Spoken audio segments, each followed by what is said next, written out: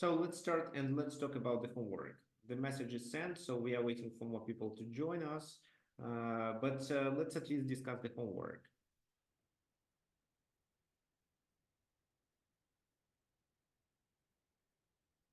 So first of all, this position, the second one, I would like to talk about the second one.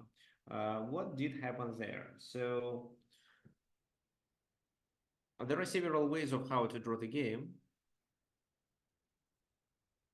But if you remember the principle of how to play file draw position, you should at least understand that if the pawn goes first, then you should have the rook located behind and to start delivering checks from to the king with this move. So what have left? Well, you can start doing checks this time, but then it's a bit complicated. So for example, check, king goes there, then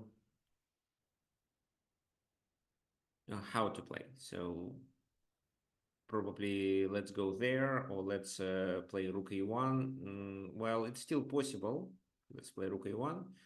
But then they deliver a check, king goes to f7, and they play this move. And it becomes a bit unclear. Well, it's still a draw, but it's not so obvious. So here, in order to reach the file draw position, you have to bring the king there. And what happens? If they play king f6, it's just this. And if they play f6, threatening the mate, initiating their main idea, then you may continue with rook g1 check.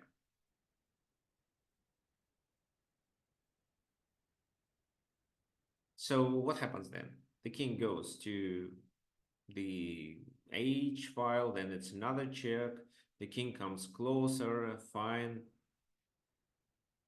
We keep checking him, and if he tries to attack the rook, we can just play rook f1 and simply capture the pawn on the next move.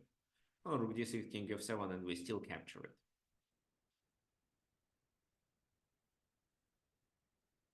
What happens in case if, let's say, we play king f8, but they continued with rook d8? Well, then we play this move. And the key idea with this move is that we not only threaten the rook, but also are about to continue with rook g1.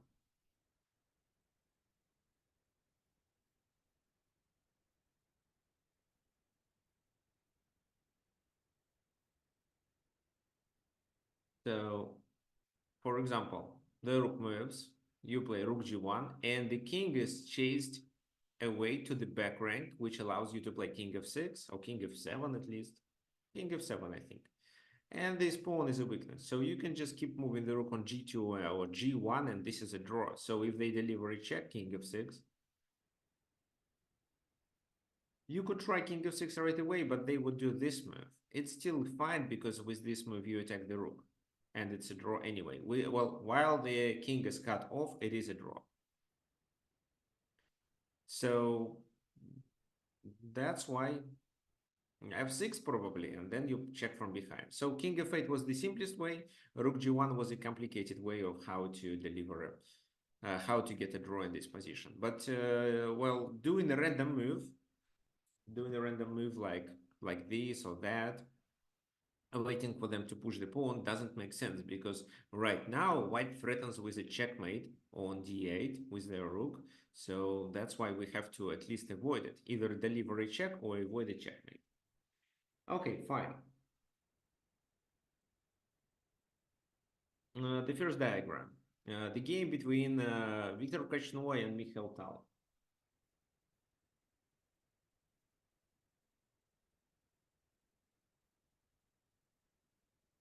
So what do you think? Which first move to start with?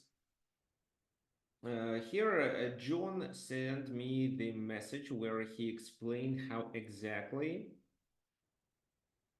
to continue. So first of all, okay, let me tell about it a little bit later.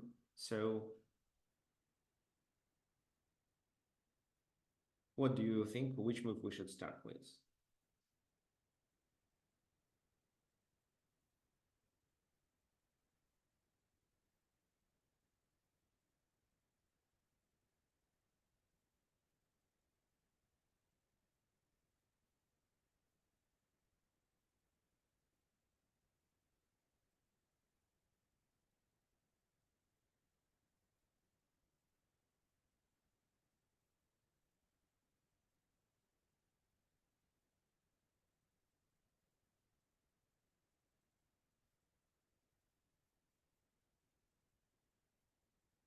Okay, by the way, guys, none of you said anything regarding the echo. What can you say about the sound? Is it how bad it is? Because I can hear an echo because this room is almost empty. So I just recently moved to a new apartment and this is home office. So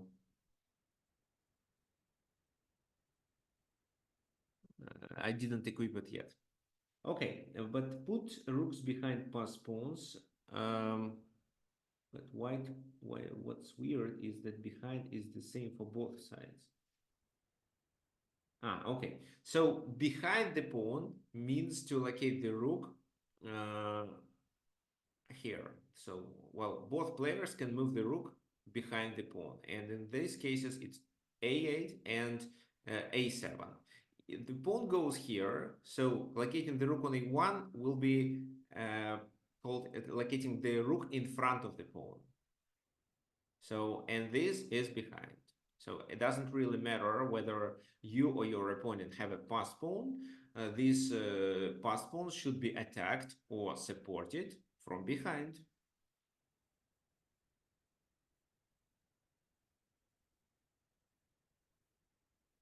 Okay, let me also do one more thing.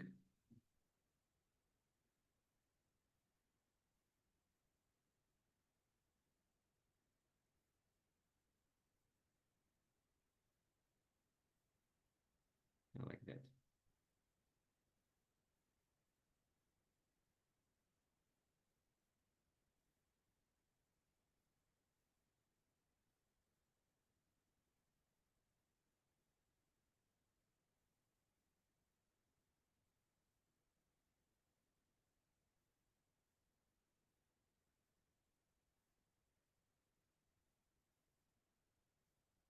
Okay, so we are talking about the homework, and well, definitely we should locate the rook behind the pawn by doing this move.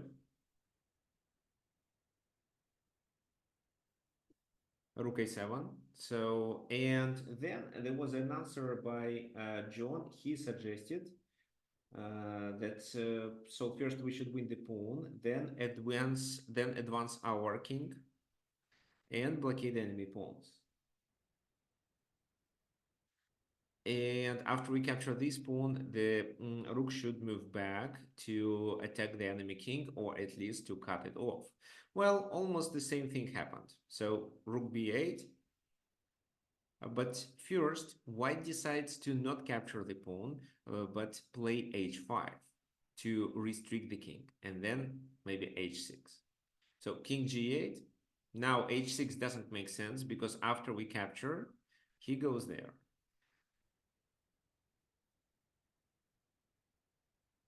So he escapes anyway, and our h6 pawn becomes a weakness, just a weakness.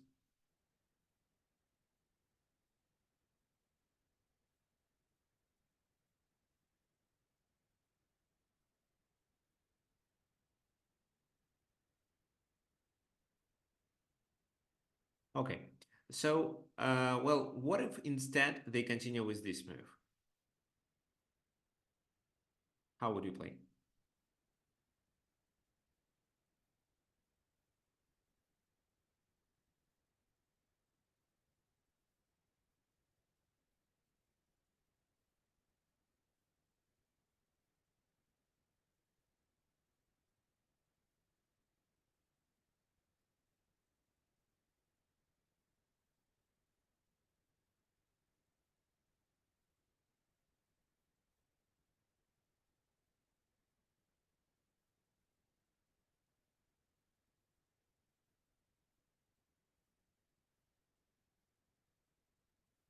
Any suggestions, guys?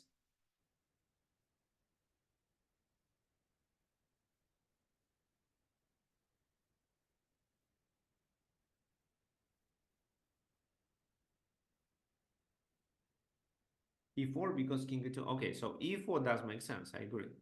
But first we should play this move because we are threatening the mate, and while our rook is here, the king cannot move anywhere. So king, well, we are threatening the mate, so king g8 is a must.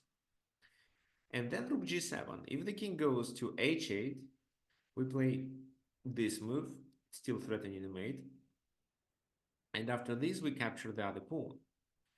Maybe he wants to play a3, but then we still locate the rook from behind and take this pawn as well as the pawn on e4. So maybe we lose the pawn on h6, but we have 3 versus 1 finally.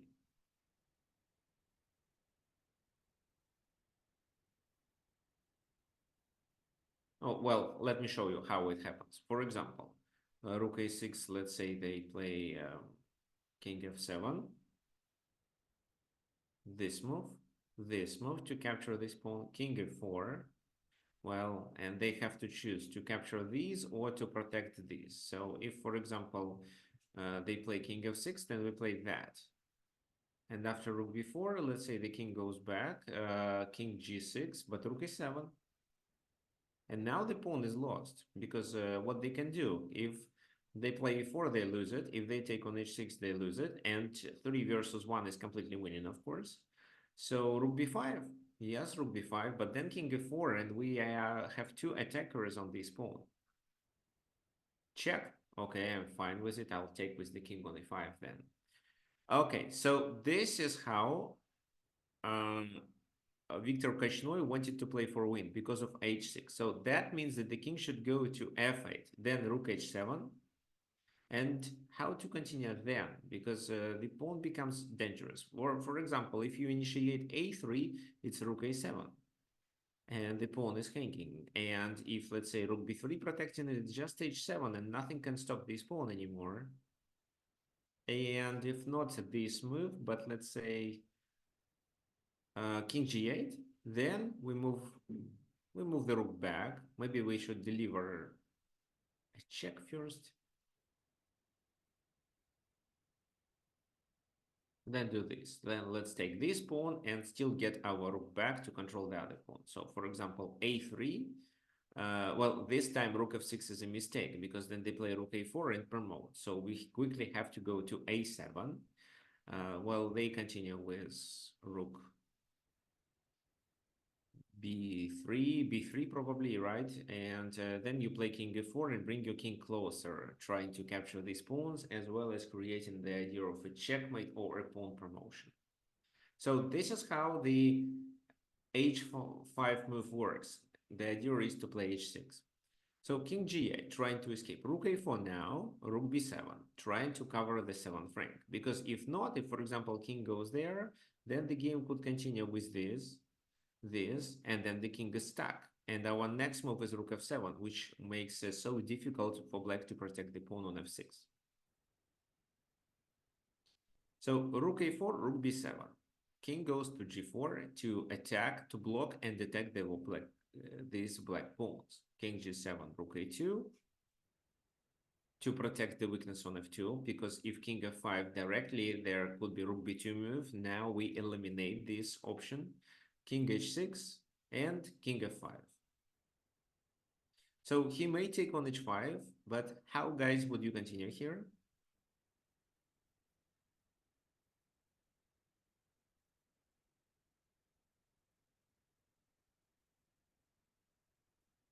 Do you have any suggestions?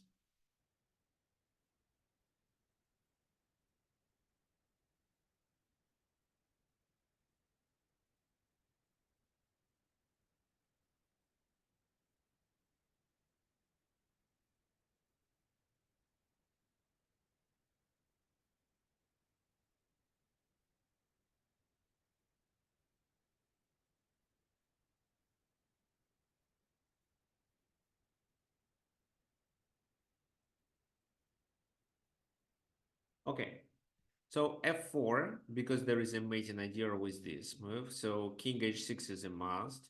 Then king f6, and we are still threatening with a mate. They should make a rook move to force our king to go, but then we take the 3rd pawn, and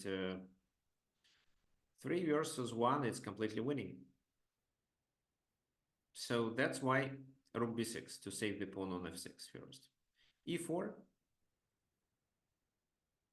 Now f4 still works. So for example, king h5, we can play 4, king goes there, and then we can play this move. So our winning strategy here is just to play g5, and this is how we deliver a checkmate. So, for example, how black plays.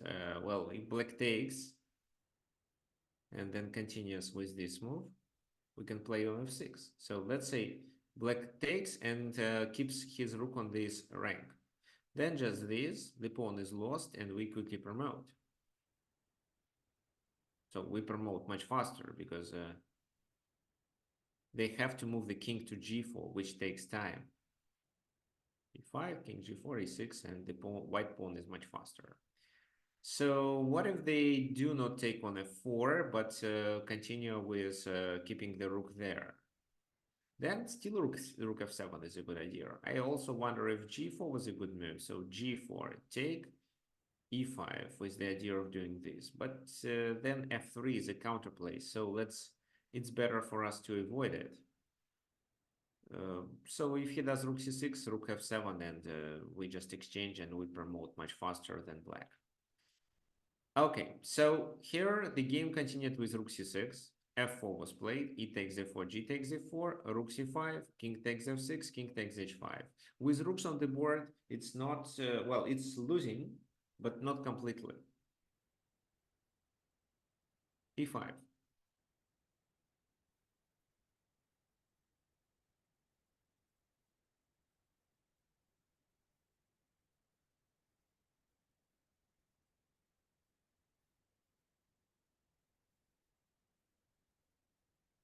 Okay, so finally, some more students joined us. So I'm really glad to see Michael, who is my, well, who is my student. We were doing classes. We have been doing classes since 2019.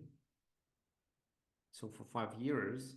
However, recently Michael was busy um, with other projects and he wasn't available for chess lessons.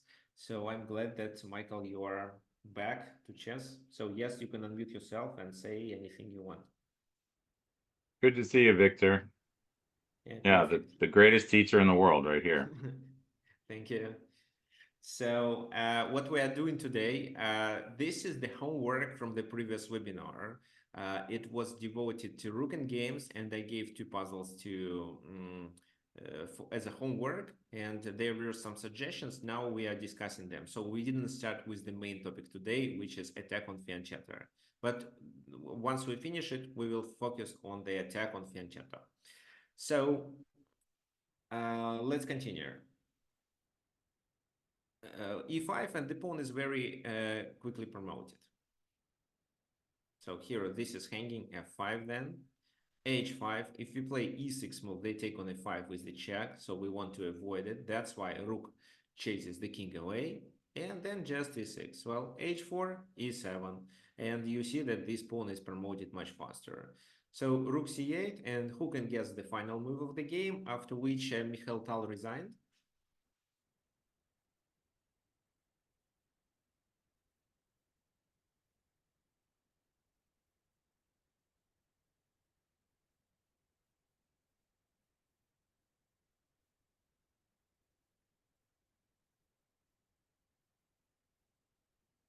So yes, that's right. It's king to f7. Well, why? Because we just promote and he has to sacrifice the rook. And we can sacrifice our rook for that pawn too. Well, because we still have one more pawn to promote. So let's say h3, check, king goes further, take, he takes, promote, he takes, we take, and then we promote this pawn. Well, what I want you to remember about a rook sacrificing for the pawns, ideally, you should do it at the very last moment.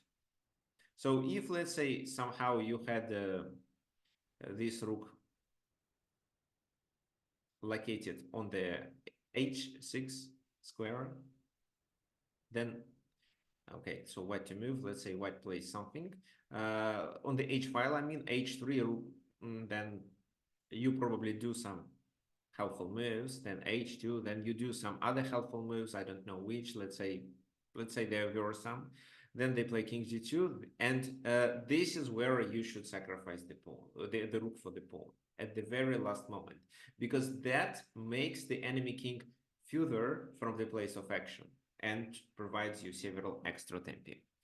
Okay, fine. So after king f7, of course, Mikhail Tal resigned. So the plan wasn't so obvious. However, the first move was easy to find because if not this move, then black was about to play rook e8. But the second part of the plan was to advance the h5 pawn to limit the enemy king's possibilities. Well, not only the king, but the rook activity too, because the rook has to cover the back rank to stop the checkmate that could be possible on the 8th rank if the rook becomes active. For example, it goes to b8 and then to b3 or somewhere else. Okay, so now let's talk about the fianchetto positions. And first of all, what do you think, guys, how it's better to pronounce fianchetto or fiancetta? Because originally this is Italian word, and in Italian it sounds fianchetto, similar as it sounds in Russian. However, most of my American students say fianchetto. So who is correct this time?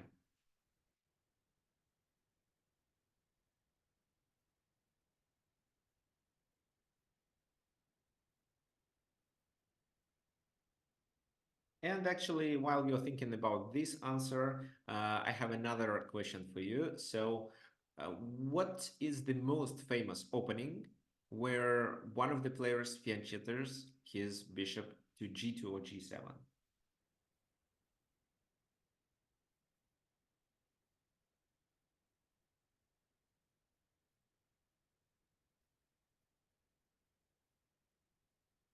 Okay, so Michael suggests King's Indian. Well, yes, King's Indian is the one of the most popular openings where the bishop is on g7.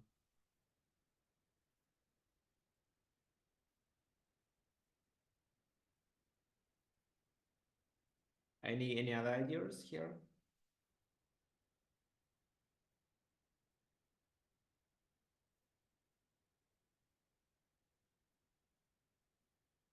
Grunfeld. Well, Catalan. Yeah, the first that comes to my mind is Catalan actually, because in you just need to play d4 and then you fianchetto the bishop, and all these strategies are called Catalan. So, well, actually, I think it's actually, well, maybe it's Catalan, and the second is Dragon. Sicilian Defense, Dragon Variation. Well, and then I think it's King's Indian. Nowadays, Grunfeld is more popular. Yeah, fianchetto to g7. So when you fianchetto the bishop to g7.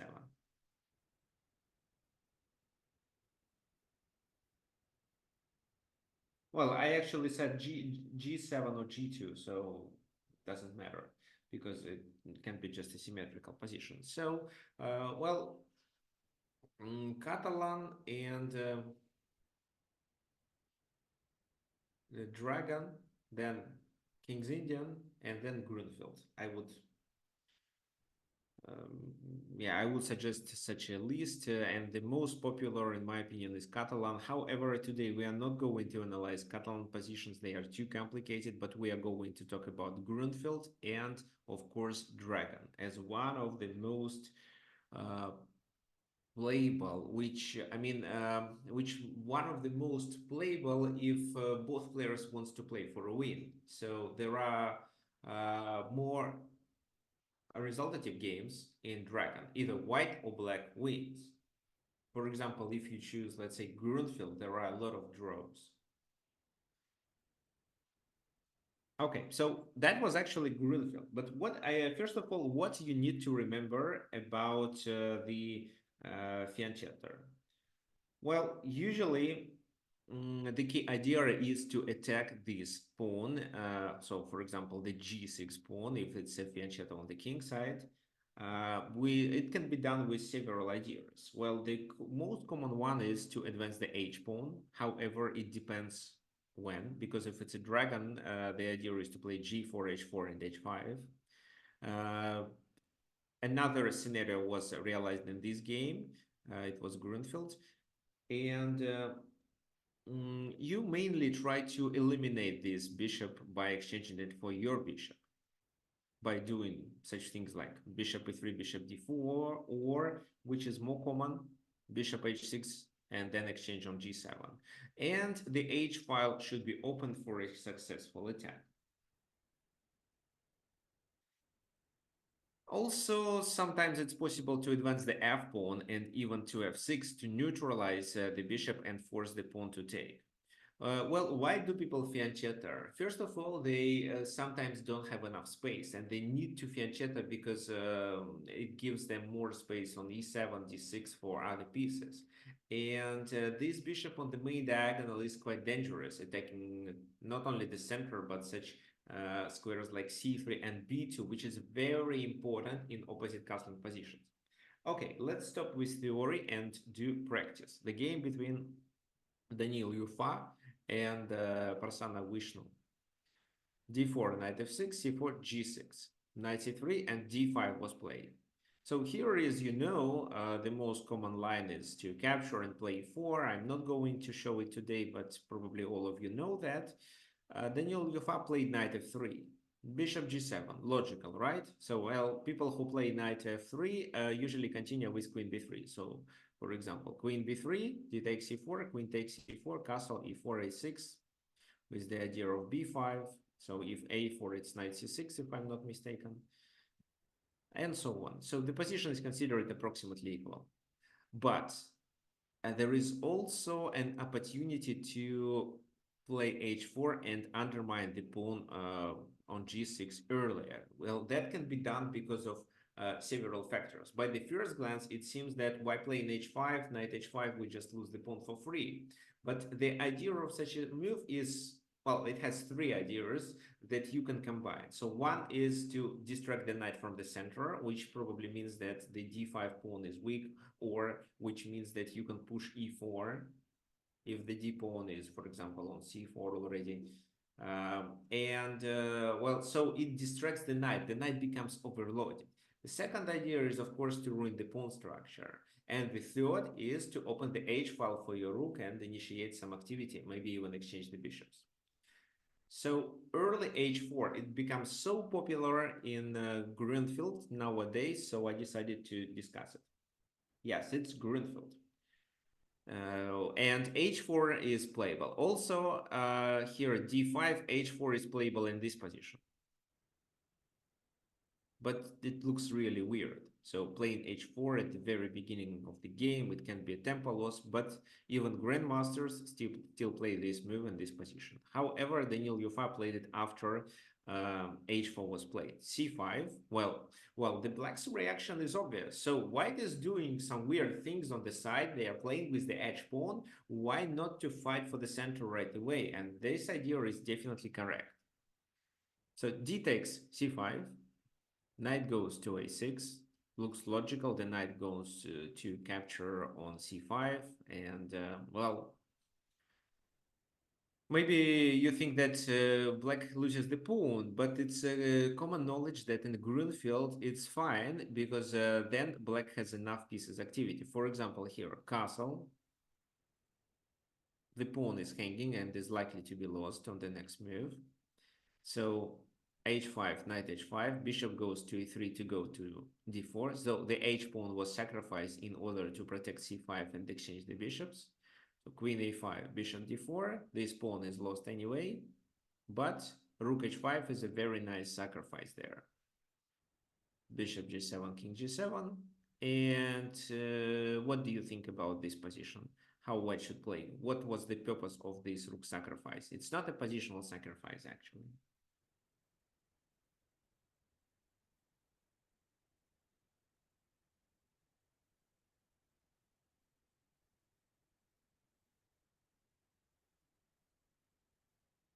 Okay, so while you're thinking of how exactly to play here, let me answer the Michael's question. So Michael plays bishop f4 and queen d2 to exchange the bishop with bishop h6. which is possible strategy, but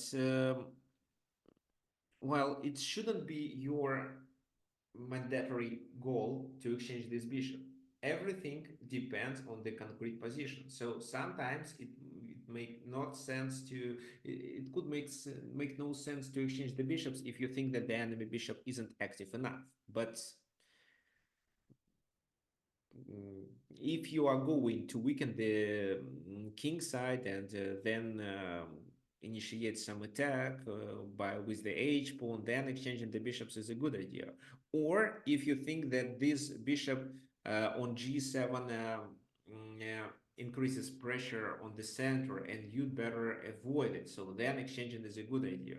But if you do it slowly, your opponent is likely to find counter chances. This is what I'm going to demonstrate on the second game that I prepared for today. Okay, so which concrete strategy, well, which concrete series of moves white should play in this position to gain the material back?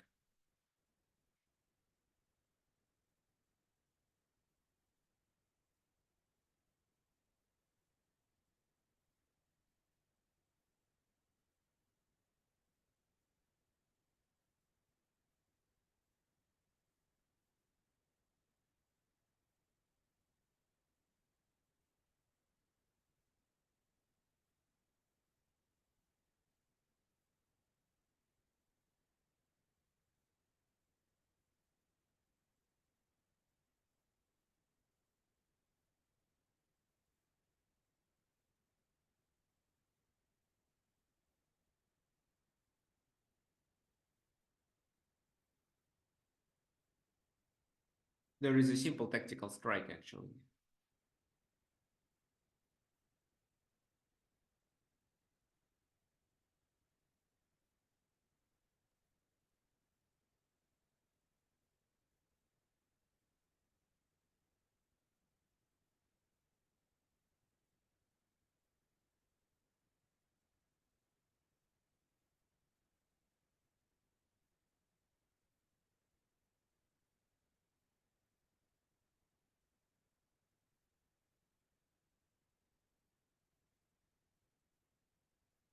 Come on, guys.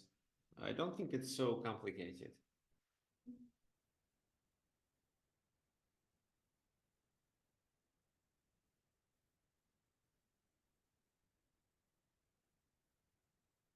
Okay. So let me just show you. Well, the first move we should start with is queen d4, check. Well, we activated the queen, and what else the queen does? It does support the b pawn. This is a fork, and we capture this knight on the next move. So probably the best way for them is to play this move, but then the queen is still hanging. So just b takes a5, knight takes here, and knight takes d4. And two knights for a rook. Let's calculate the number of pawns. It's equal, so looks like white is better. Anyway, this didn't happen in the game. Instead, h5 was played immediately. Castle. H takes g6. Now f takes g6 weakens this diagonal a lot. And this is another typical way of how to attack. Once the king goes there, there can be rook h7 sacrifices in order to bring the other major piece to the to that part of the board, to the h file. But this time h takes g6, it's considered to be safer. In Dragon, it's vice versa. They instead capture with the f pawn to try to escape with the king to f7, but here there was no need. C takes d5, and well, they'd better bring the knight to c5 and capture the pawn, but then the game would continue with this move. That's why instead, here black plays bishop f5. Bishop h6 anyway. And now this bishop was exchanged. For example, if the game continued with this move, threatening the fork, well, then what do you think? How you can continue here?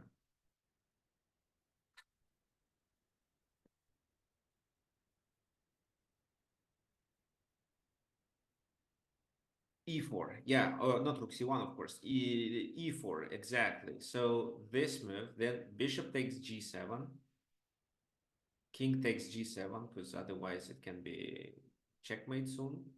So, for example, well, knight c2 right now doesn't make sense. Doing this move doesn't make sense neither, because knight c2, so how to play? Let's say king e2. Yeah, let's do king e2. But now they cannot capture because it's a checkmating threat here. So e4, knight e4, bishop g7, king g7, and then you can take here and deliver a check, which allows you to gain the bishop and still cover the c2 square. So probably they play f6, because if they move the king, it's a back rank mate, or it's a mate on h8. So you take, they take on d5, but you still have extra piece. So bishop takes h6. This is what was played in the game. Rook takes h6. Knight b4, threatening with this. Well, knight c2 mainly. Well, this time white made a mistake. They played rook c1, which is just an ordinary move, but this move would provide black a chance to capture on d5. Instead of that, they better play queen d2 and completely ignore this idea with a fork, because after that, queen h6, queen h8 becomes unstoppable. For example, knight g4, e4, the bishop has to move. And how would you continue in this position? Who can tell me? So the goal is to bring the queen to h6 and keep the rook on the h file to deliver a checkmate.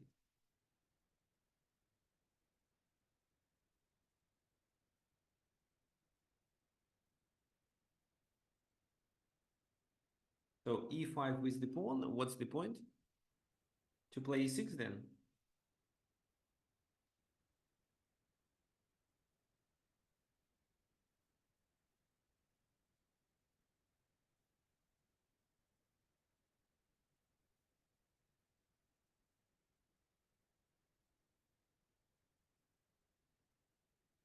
Yeah, it's too slow. So instead of e5, you can play a faster move, which forces black to defend their position. And also their knight is trapped on e1, which is not the most important thing at the moment, but you always keep it in mind when you calculate the number of pieces.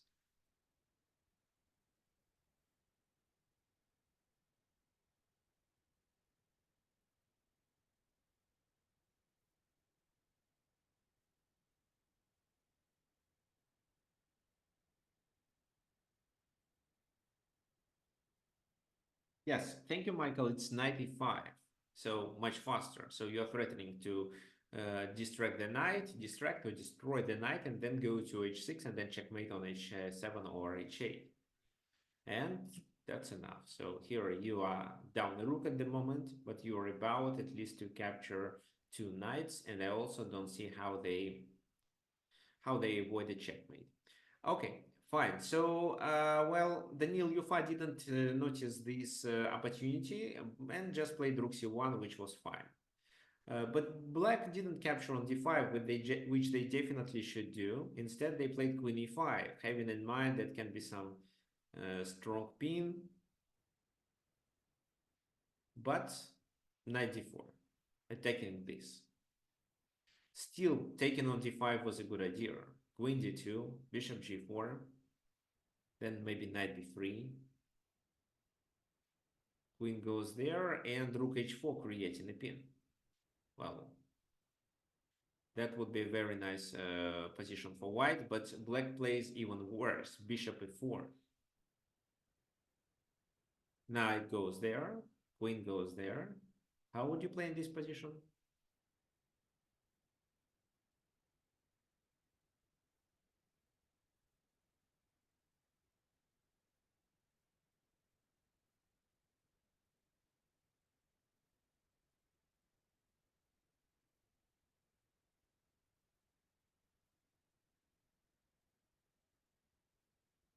I'm not asking you to checkmate obligatory, just find how you gain the material. In two moves, the game was over.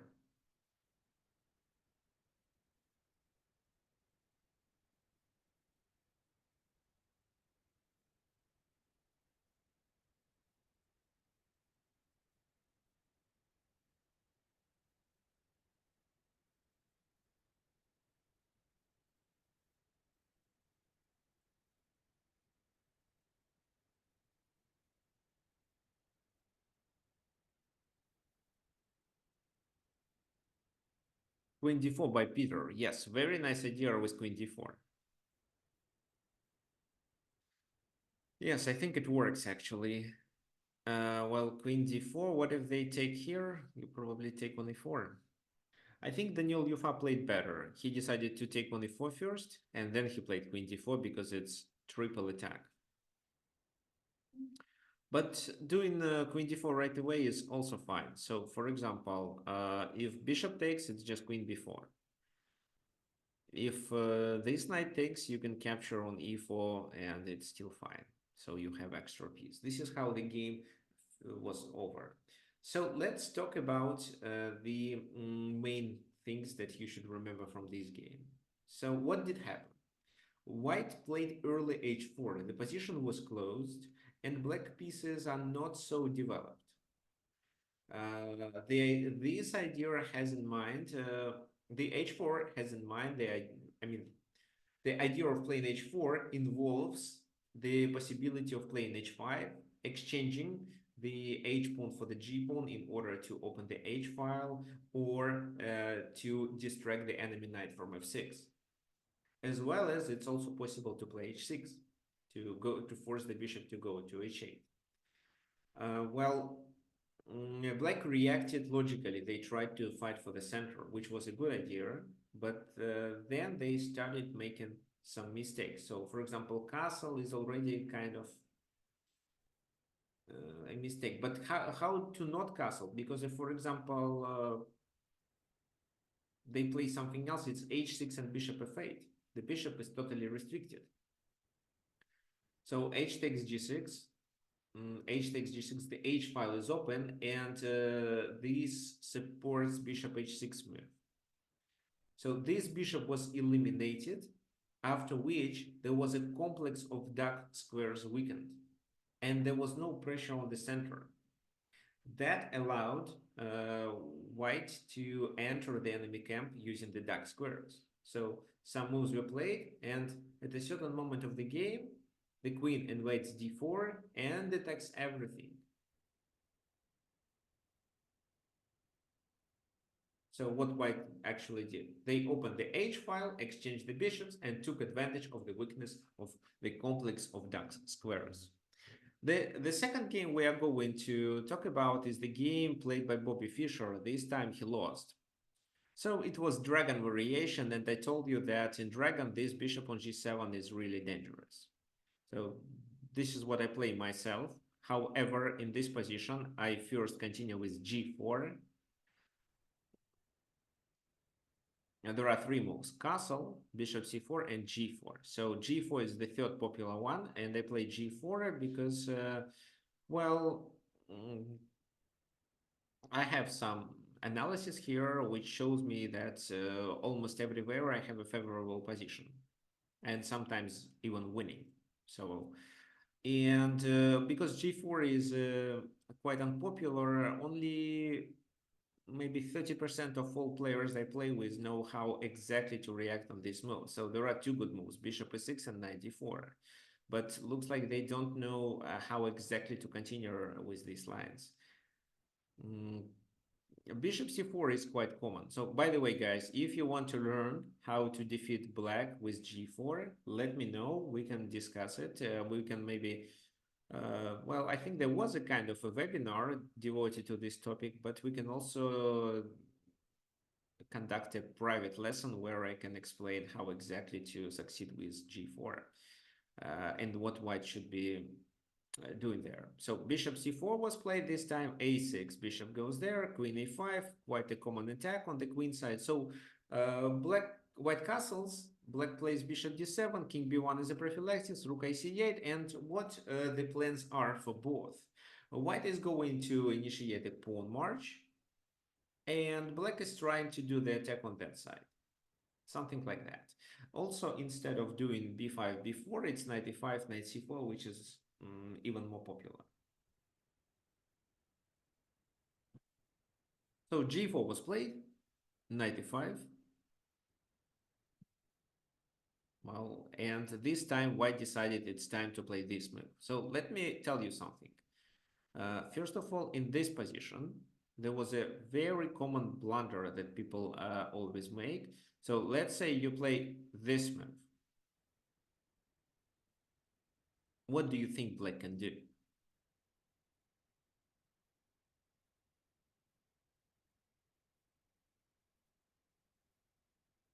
What did white blunder with this move?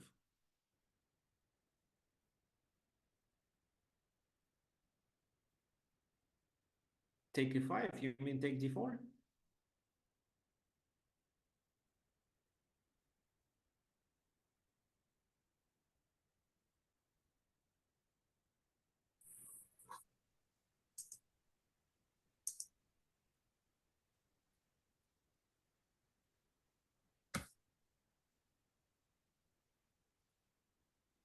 So any suggestions?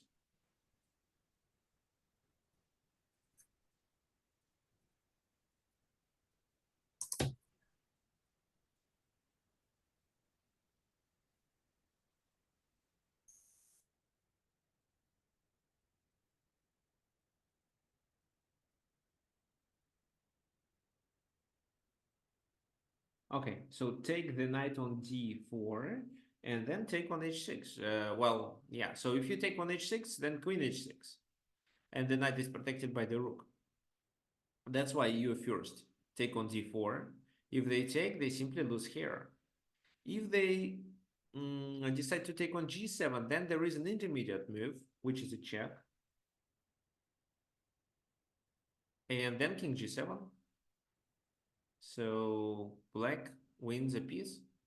Also, such a situation is quite common in the line I play with g4. So g4, let's say, no, let's say bishop d7 is played, and if for some reason here, well, maybe let's say castle a6, yeah, and then this move is played, then it's still knight d4. And after this move, it's this. So if queen goes there, king takes g7, queen takes here, it's even bishop g4 winning the exchange. If queen goes to h6, which seems almost a mate, knight g4, and the queen has to go back, after which the bishop is lost anyway. So queen f4, king g7, queen takes there, and white is 2 pawns down. So try to be very accurate when you play such a move and always consider this. That's why many people in this position take on c6 first and then play bishop h6. This is still not the best way, but at least they do not blunder anything. So the best way in this position is to play h4, sorry. Bishop c, okay, let's continue where we are. King b1, rook a c8, g4, knight e5, bishop h6 was played. This time it's not a blunder. And knight c4, bishop c4, and rook takes c4. Maybe here it was better to take first to distract this queen to h6 and then to capture on c4. Knight goes to b3, which is again not so clear. Well, this move can be played for defensive purposes. For example, to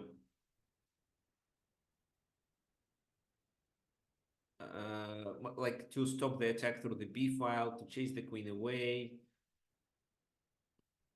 But this is not the main idea. However, I think that here white was afraid of something like this, because after queen d4 it's bishop g6. However, if that happens here, then g5 would be a possibility.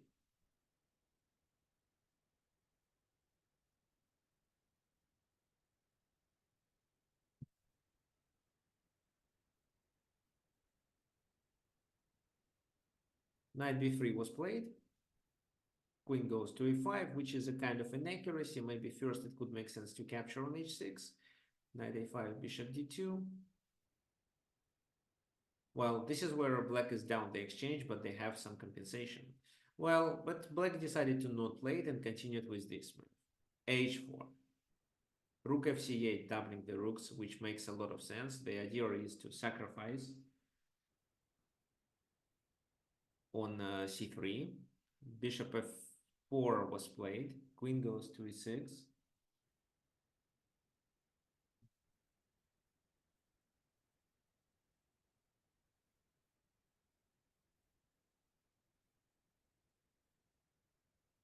Now h5. So here, this is a mistake. Why? Well, these two pieces are on the main diagonal, and the activity of this bishop can become decisive. However, with this move, they chase the queen away to e6. But what then? So h5 was played in order to open the h file. So this is the most common way. H takes g6, and you remember I told you that in Dragon, we usually take with the f pawn because we have the protection of this, and we can try to escape with the king if needed. If, for example, h takes g6, then bishop goes back. Now this invasion is coming, so probably this is a must. And then what do you think? With which maneuver white can try to deliver a checkmate? It's not a checkmate obligatory, but it can be quite close.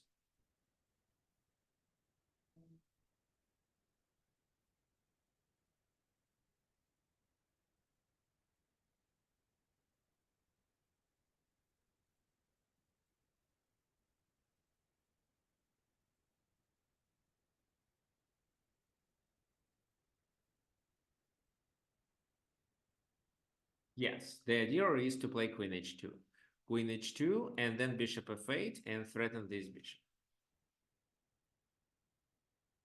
So why bishop f8? Do not let them to play bishop g7, because if, okay, let me play a random move. So if you, for example, do this, they play bishop g7, and neither queen h7 nor queen h8 is a mate. So that's why bishop f8, and you are threatening to take. And if they go there, then this time you exchange delivery check, and then delivery checkmate on h8. So h takes g6, f takes g6. Bishop goes there, here. White overestimated their position. They weakened the black king, but here they decided to play e5. Well, what was the purpose of this move? It's hard to say, but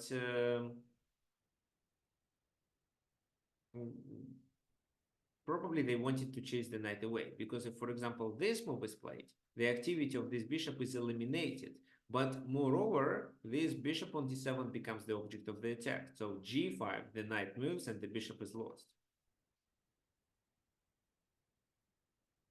If, let's say, queen takes e5, then simply this, and the rook enters the black's camp. So, but knight e8 can be played. Then maybe you can continue with this move still. So bishop takes, there is a 4. Or maybe something else. Yeah, so it could be fine.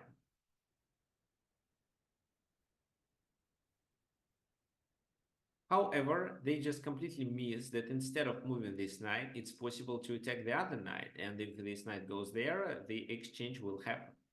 So e takes f6. Well, what else? Because this move that the bishop can capture simply. Okay, so this move. But then rook c2 is coming. So rook c2, queen c2, rook c2, king c2. There is an exchange for two of the queen for two rooks. Then queen captures there. So there are two extra pawns for black, and it seems completely winning.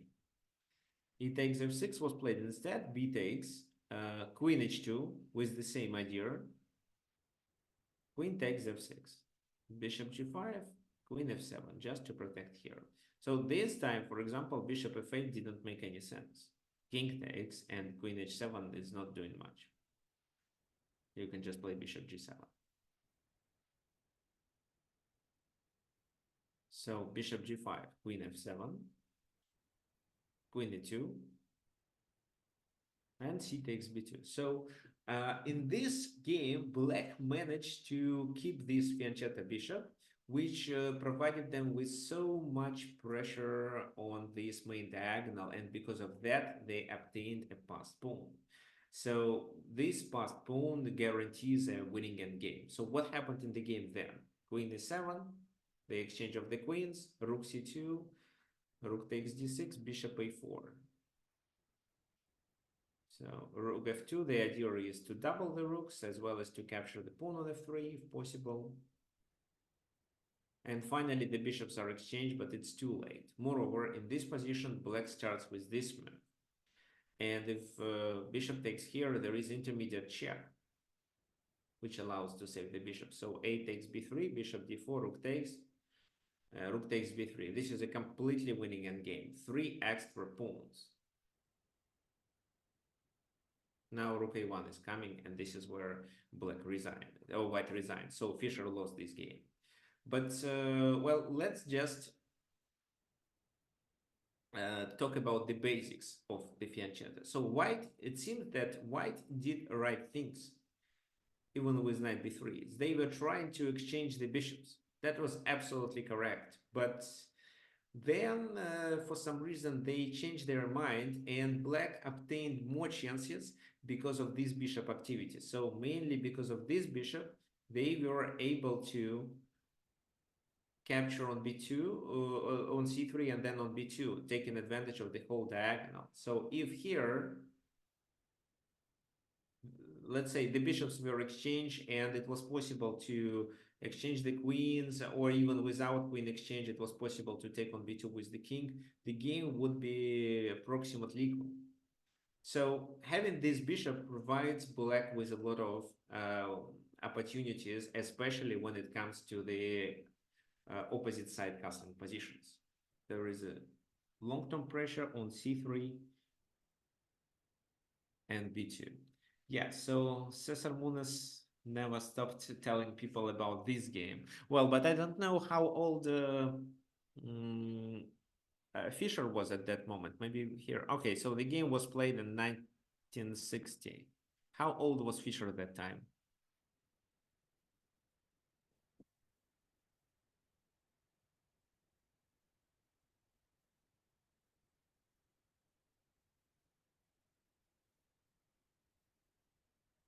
So no, he was already 17. He was born in 1943.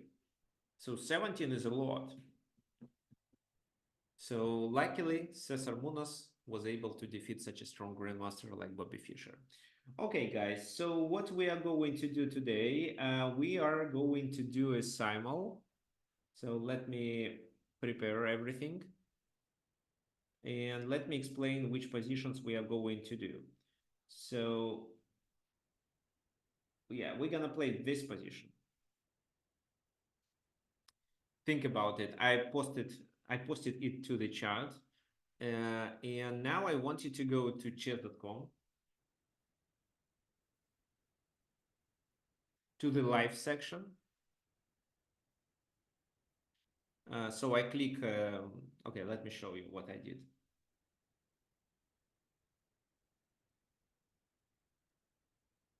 By the way, before we start the second part of our webinar, well, you know the webinars are free, but you can always support me by donating. So how it happens, you click on this link.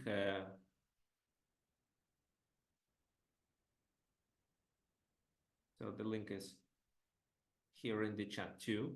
Then you click donate, and then you enter the amount that you want to donate. Then you click this button, and then you can pay by PayPal.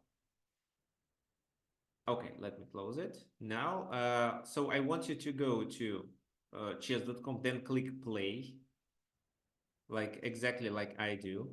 Then let me set up everything. So we're gonna play custom. That will be custom positions odds. Then the time control is 15 plus 10. Then it's 10, and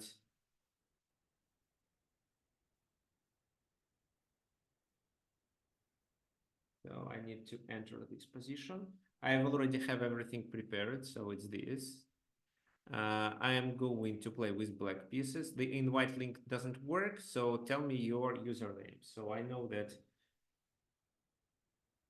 So Peter is waiting for me. And the invite link works too. After I choose a username, so let me copy a link to the chat. So you can just click on this link.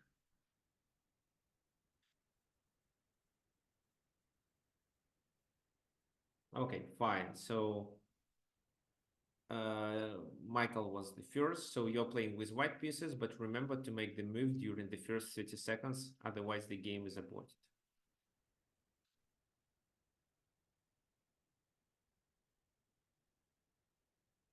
Guys, if it's difficult for you, you can just tell me your usernames. I'll challenge you. Okay, F4.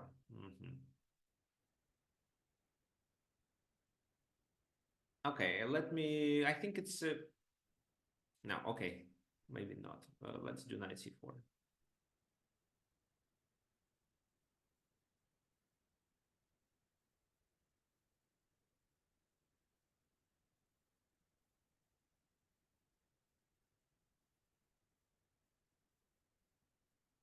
So to challenge me, use the links. Use the link in the chat.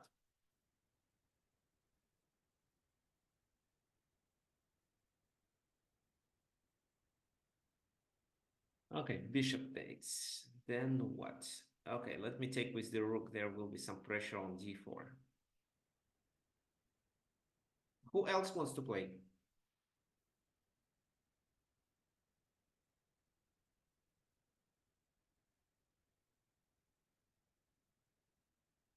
If you want to play, just tell me your username.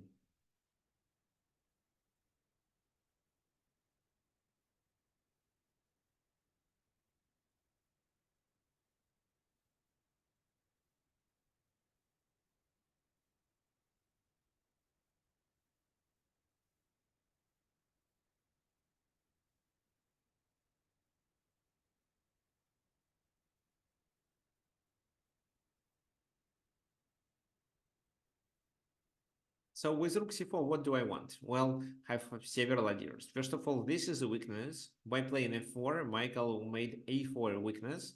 So I can try this. I was thinking originally of doing this sacrifice, but then I didn't like that he can do this. So wasn't sure that this is what I need. So I probably do this move. However, there is a possibility of taking the b5 pawn, but I think it will favor me because the b file will be open and there will be more pressure on b2. Also, let's say knight takes, bishop takes, knight takes, I can capture on e4. Well, so maybe first it makes sense to do this move and then take on b5, but it still seems to be quite dangerous because of the pressure on b2. Yeah, okay.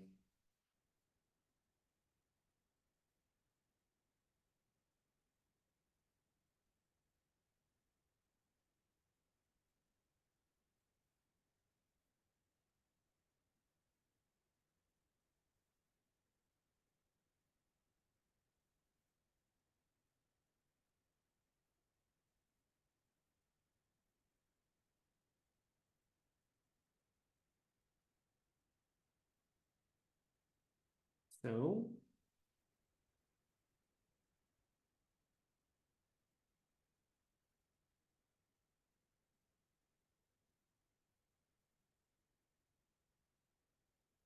what should do here? Well, e5 was my suggestion. D takes, F takes. Yeah, now g4 is definitely a good place for the knight or the bishop. But e5, this, and maybe this move, because there is a pin on the d file. So it makes sense to get rid of the d6 pawn.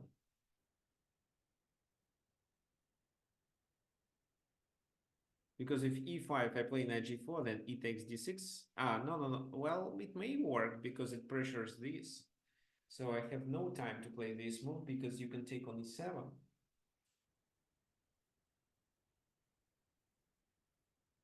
Interesting. So e5 deserves attention. At least you can calculate it. After this move, I can just play just a slow knight e8, which I'm fine with, as well as knight h7. Yeah, this is a clever move because I'm going to exchange the bishop, and then the e5 will be a weakness, as well as there will be pressure on d4.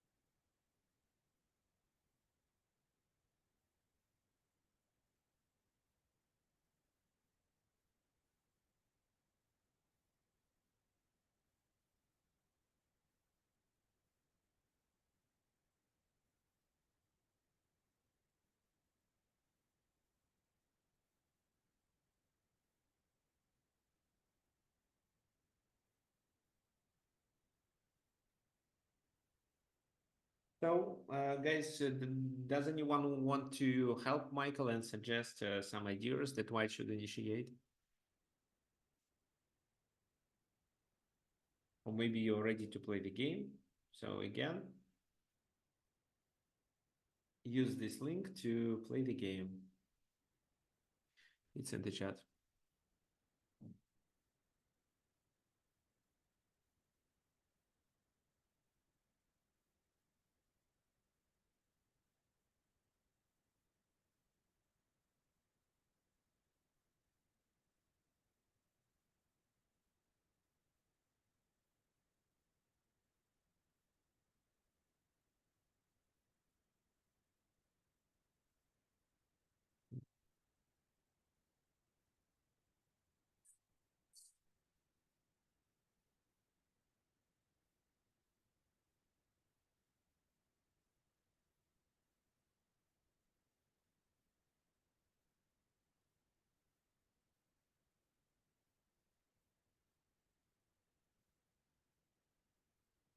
So, Michael, you might need more time for the next moves.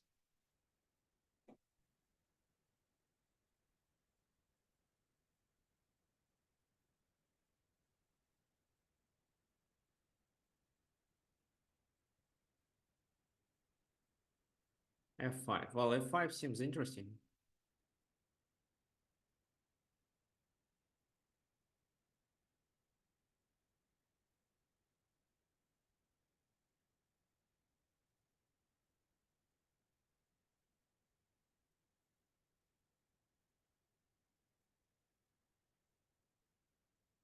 Okay, B4.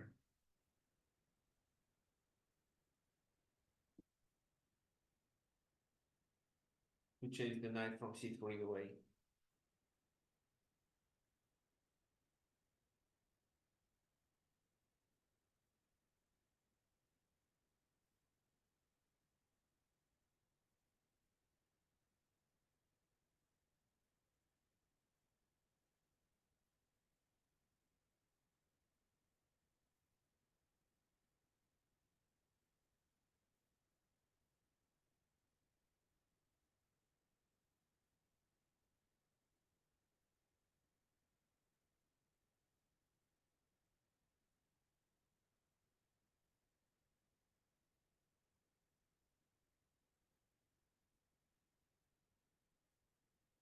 So what do I want? Yeah, I want to capture this pawn with a tempo. If I do this, queen goes there. It's a double attack, but I can support both by doing this move. I can also sacrifice and then fork, for example. Well, knight f4 is definitely what I should do, because then I'm threatening with knight f2. Queen d3, I can sacrifice, knight takes, and then I play this move.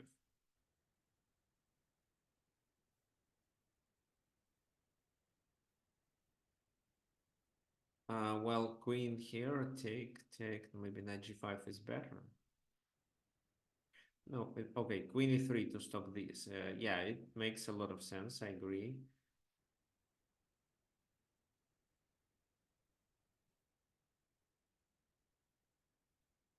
Yeah, but I think this bishop activity is decisive here.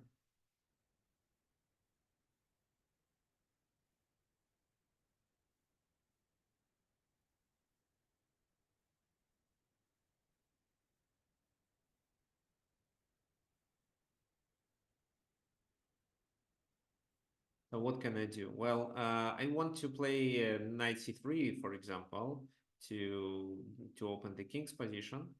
But what should I do first? Because right now it doesn't seem like the best way to play. Here I can just play d5 to support the knight, but this is a bit slow. I can take on f5 instead. Knight takes, pawn takes.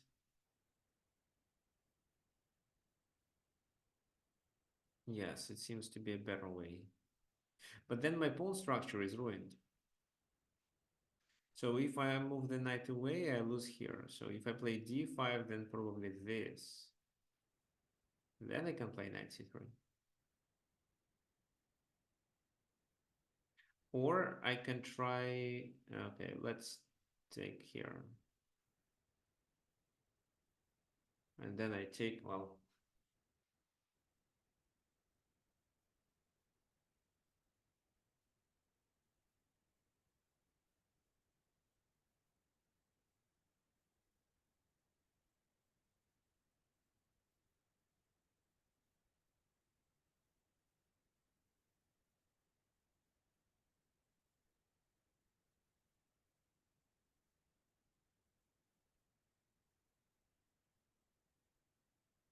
okay, take.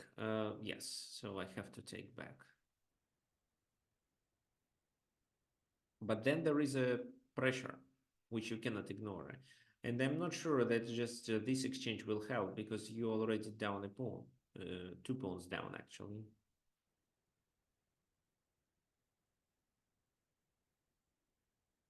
Maybe it was just better for me to take on g5, to take this bishop away and then continue the attack. Well, I think it's fine.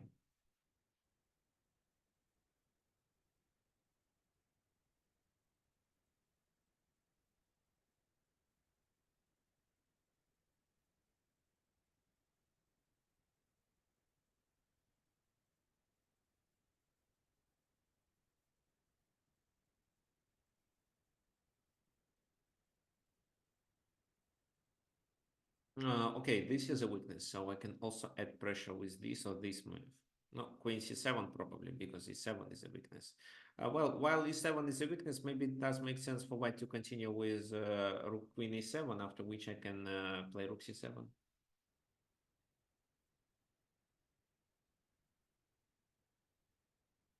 Yeah, Michael, exactly. So the position was designed to practice what we've learned, what you have learned on the webinar, and f4 was definitely a mistake. So you could think about the position, decide what your first move would be, and then start making the first move. Well, so probably before clicking on the link, you could do this. Okay. So knight h5 is coming, but I think that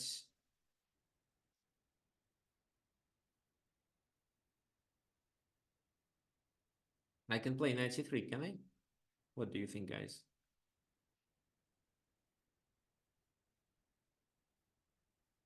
So knight takes, pawn takes, pawn takes pawn. And I'm threatening with queen b8, which leads to a checkmate. So probably queen c1, and then rook b4. So take, queen c1, rook b4, king a1, rook b2, and this is a disaster for white. Knight c3, well, pawn takes, pawn takes. Does Michael have anything else? King a1 right away, maybe. No, because then rook a4 and after rook b1, maybe queen a5, and then I have a checkmate here. Yes, so no, knight c3 seems to be okay.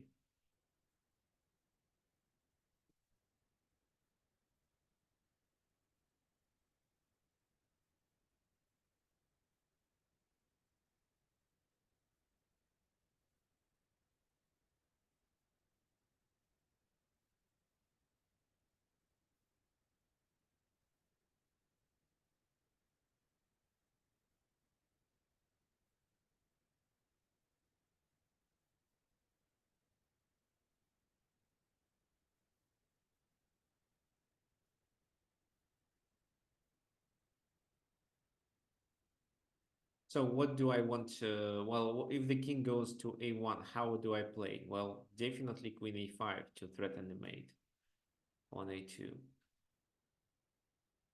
King c1, I can capture on a2.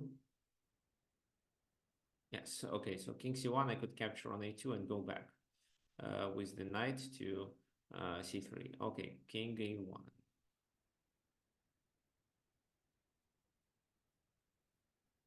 Let's do queen a5.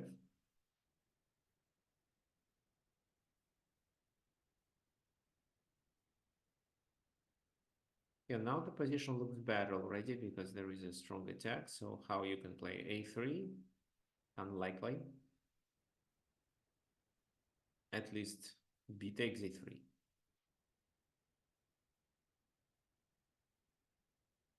So take here, then I take with my rook,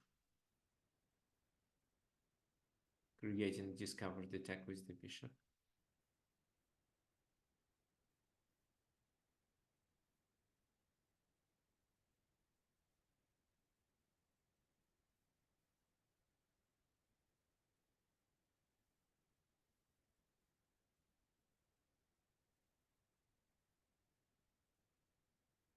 Okay, thank you for the game. Fine, so let's go back and discuss it.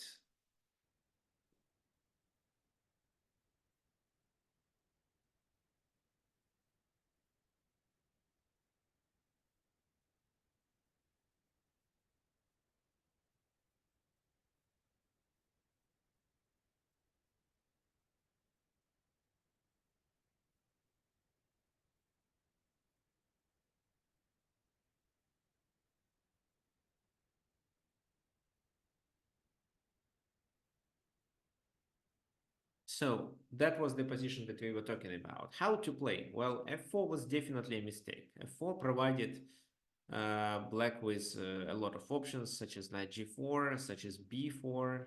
Here I just played knight c4, which is completely fine. It also weakens the e4. So that's why people keep the pawn on f3.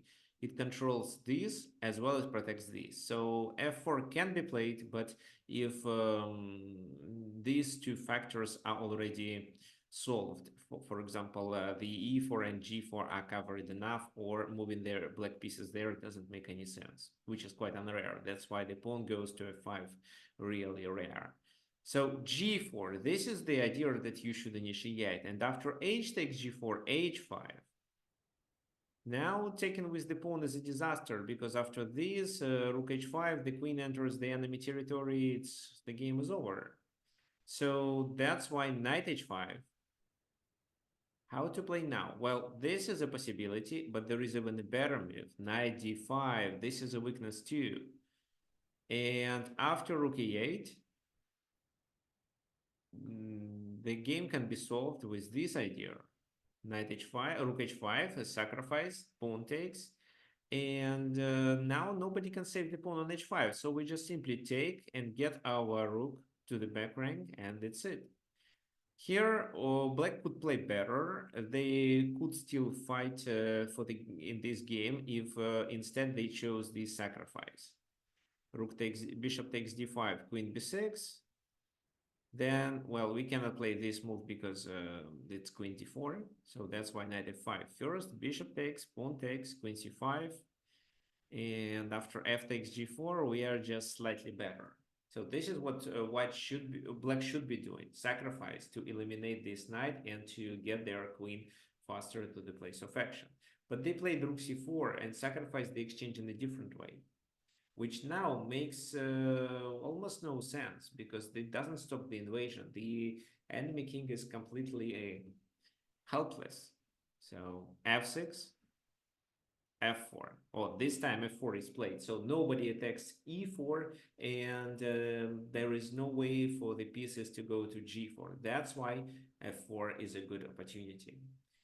Knight f7, bishop is hanging, so bishop goes there.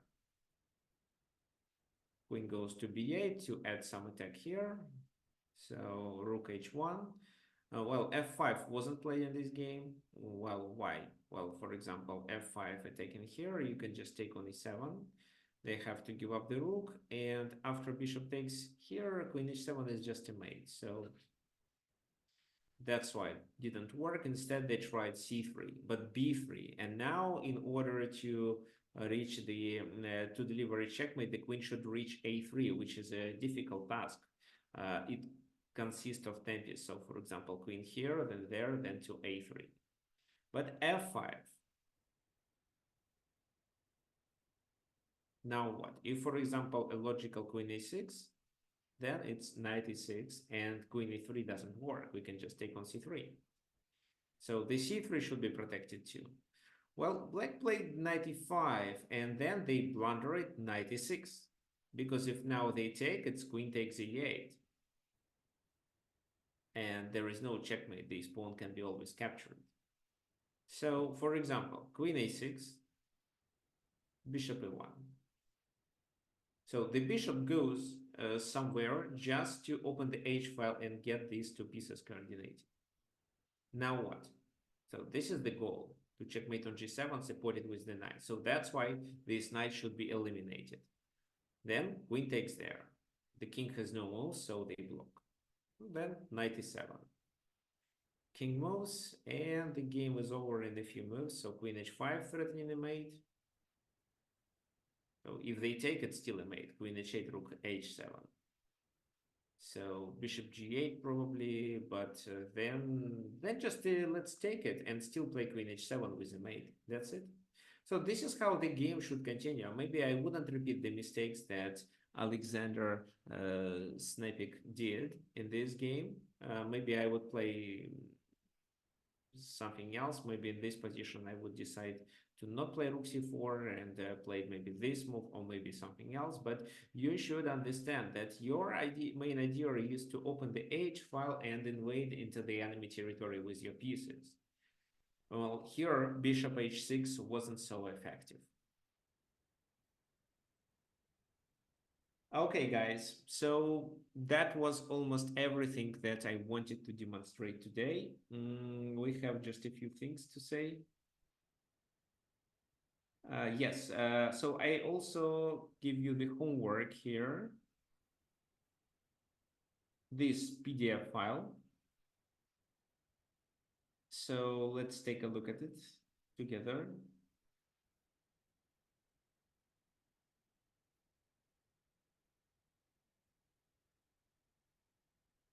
So this PDF file, where I ask you to, first of all, look at this position. It's quite similar to the Karpov game, and actually it's another Karpov's game. Actually, is it what I wanted to show you? Okay, anyway. And this is the second position, where black should take advantage of the fianchetto. So the bishop goes to h6. There is no attack on d4, so it should be fine. Just tell me how would you play in this position to get the position equal or to get some chances here for black to play for a win for the second one. As for this one, maybe I sent you a wrong one. Okay, so there will be an email with the homework on Tuesday, I think. Anyway, you can download this and start working on the second one. Okay, fine. So let's meet next Sunday, same time. If you have any ideas of which topic I should cover, you can message me. Also, any other suggestions regarding the webinar, regarding the new format of the webinar, you're welcome. You can always message me at tricksofchess@gmail.com. Also, again,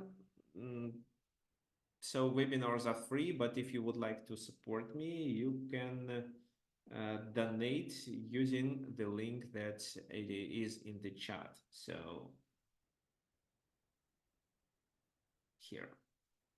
Fine, we are done for today and see you all next Sunday.